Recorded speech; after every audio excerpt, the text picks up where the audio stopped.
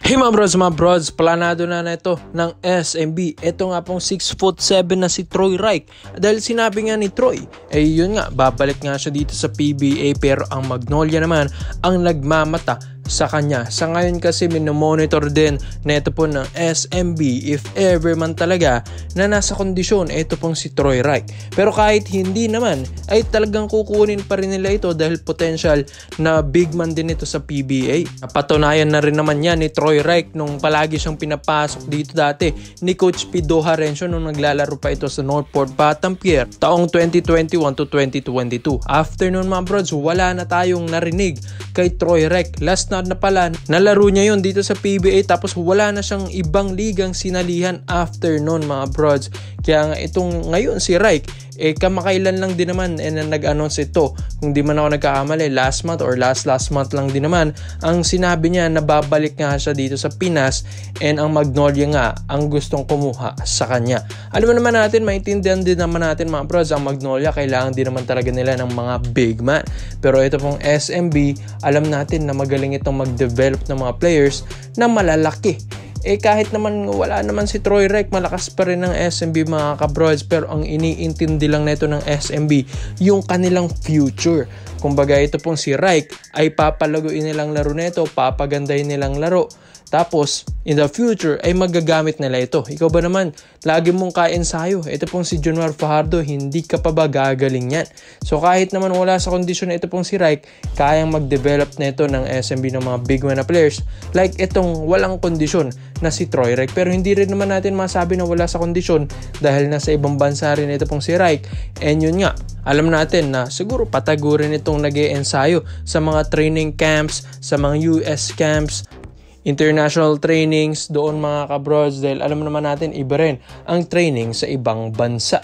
So itong SMB, plano nga nila na kunin din ito pong si Reich pagdating nga niya dito. Alam naman natin ng SMB ang lakas na mga brods sa ngayon nga.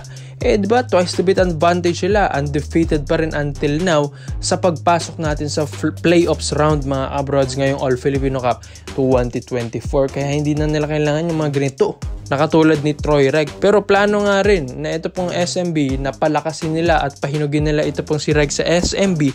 Tapos isi-ship din nila ito sa Magnolia na kailangan din ng big man. Tapos ang SMB naman ay kukuha ng panibagong pick. As of now kasi 28 years old ito pong si Troy Reich. Nasa prime years din niya. Ito pong taon niya or edad niya mga brods. Kaya kailangan din ni Troy Reich na magpakondisyon kung saan mapapadali na lang sa kanya ito dahil sakto sa edad niya na ito dapat ang kanyang prime. So konting reflexes lang yan, konting piga lang yan sa ensayo, alam natin na maibabalik pa rin niya ang kanyang laro. Sayang din ang potential nito ni Troy Reich. Dati nga sa Northport Batampier, hindi lang din natin alam bakit bigla na lang siyang nawala dito sa PBA. So bali agawan na lang ito mga brods, is either sa Magnolia ito mapunta or sa SMB at pagandahan na lang sila ng offer doon. Kaya komento mo lang po nyo dito mga brods, sa Troy Reich ba dapat bang kunin ito ng SMB? So dito naman po tayo sa kabilang balita naman natin mga brods. Sakto nga daw ngayong playoffs round at papasok na ay gusto nga ibalik ng Ginebra ito nga pong si Greg Zila, Greg Slaughter. Dahil nga kinokontak na rin nila ito. Manila Stars nga sa MPBL na contact si Greg. Tapos nilagay na dyan sa listahan ng mga players or lineup ng Manila Stars sa paparating na MPBL debut ni Greg Slaughter. So kayang-kaya rin itong kontakin syempre ng Barangay Ginebra si Slaughter, at hindi lang din naman iisa or dalawa ang may contact sa Ginebra dito kay Greg Slaughter dahil halos lahat naman dyan ay kilala rin si Greg. May chemistry na, may championship na. Maski si Coach Tim Cone, kailangan din si Greg Slaughter ngayon dahil sa playoffs round papasok na tayo dahil sila ang pumapangalaw sa SMB. Alam ko magkaiba ng bracket yan, so magmi-meet na lang yan sa finals round kung talagang makakapasok ang Barangay Ginebra San Miguel. Kailangan din kasing mag-ingat ng Ginebra sa playoffs. Hindi na rin kasi basta-basta yung mga kupunan dito sa PBA, maski nga Blackwater kumakana na rin.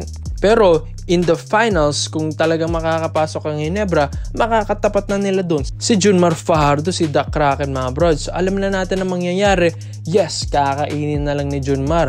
Ito pong sinasisten ng Japet Aguilar. So mahirap na naman ito para si Ginebra. Paano pigilan? Ito nga pong si The Kraken, Junmar Fajardo, kaya kino-contact nila ito at sinusubukan nilang i-contact. Ito nga pong si Greg Zila mga brods, dahil kung sakali mang pumayag ito pong si Slaughter, ay talaga magiging magandang matchup ito. Dahil syempre mahihirapan naman si Junmar Fajardo. Ikaw ba naman 7-footer ang ibabody mo or i-low post mo mga bros? Syempre mahirapan ka at hindi lang din naman pat-patin ang katawan ni Greg dahil malaki-laki at malapad din naman at mabigat kung uusugin mo. Ito pong si Greg Zila. And syempre sa ilang taon na rin niyang experience dito sa Japan B-League, dito sa Rising Zephyr Fukuoka, sa kanyang recently nakupunan, ay alam ko nga may natutunan na doon si Greg Zila mga bros. Ikaw ba naman nakakatapat mo yung malalaking import, malalaki sa'yo, mas athletic sa'yo, mas mabilis, mas mabigat sa'yo. Kaya syempre magkakaroon talaga ng improvement kahit papano doon si Greg Zila kahit hindi siya masyadong pinapasok ng Fukuoka. Dahil syempre pagdating din sa mga ensayo, dyan din siya nahahasa. Dahil iba rin naman ang level ng kompetisyon doon mga brods. Iba rin ang level ng ensayo doon. Pero nothing against naman din sa PBA, pero ganun na din nangyayari. Dahil yun nga, napag-iiwanan na tayo ng ibang liga sa ibang bansa. So kapag balik din dito ni Greg, malay natin, ibang Slaughter na ang makikita natin. Pero hindi rin natin alam kung a-approvean ba ito ni Kume. Dahil nung April 21 or April 22, tapos ng trade deadline natin ngayong All Filipino Cup, hindi natin alam kung a-approvean ba ito na parang humugot na lang sila ng players sa labas tapos sinign na lang nila tapos dito pa sa playoffs lalaro. So medyo mahirap nga at komplikado rin ito mga bros kung iisipin natin. Pero kung hindi man ito mangyayari or magkakaroon ng conflicts dun sa mga contract, lalong-lalo na pa-playoffs na tayo, baka hindi na ito tanggapin ni Kume, baka next season na itong si Greg Zila mga brods. Malay natin, magpapapawis lang pala ito sa MPBL. Tapos, pag nauwaw ito, tatagay ulit ito ng hard drinks like Barangay, Ginebra, San Miguel, or Gin Bilog. So, malay natin ganun ang mangyari mga brods. Pero yun lang, alam naman natin yung mga naging past ni Greg Zila sa Ginebra. Kaya nga diba trainee dito dahil nagkaroon sila ng konting alitan ni Boss Al dahil nga nanghihingi ng magandang sahod si Greg pero hindi binigay, kaya trainee dito sa Northport. So, ang rights niya pa rin ay nasa Northport mga brods, pero past is past. So business is business na lang siguro ang mangyayari dito kung maibabalik nila si Greg Slaughter. Wala ng personalan, wala ng alitan dahil kailangan din ng Ginebra ng isang 7-footer like Greg Zila. Salamat po sa panonood mga brods. Komento mo lang mo dito. Yun lang. I'm out. This video is brought to you by 1xBet. So matagal ko nang ginagamit ito mga brods at kumikita na rin ako dito, kaya i-share ko ito sa inyo kung saan ito pong 1xBet ay isang betting platform. Pwede kang tumaya dito ng mga paborito mong kuponan, mapa PBA, NBA at kahit anong sports mga brods. So kaya nga para makukuha mo yan, gamitin ang promo code na 1x overrated at saktong-sakto mga brods, may mga PBA games tayo at ito nga mga ka-brods. Tapos sa NBA naman ito rin, kaya i-bet nyo na every game mga kabrods yung mga paborito nyong kapunan dahil ang laki ng balik sa'yo. So get up to 5,000 deposit bonus mga kabrods, and yung link nandyan sa pin comment section sa ibaba.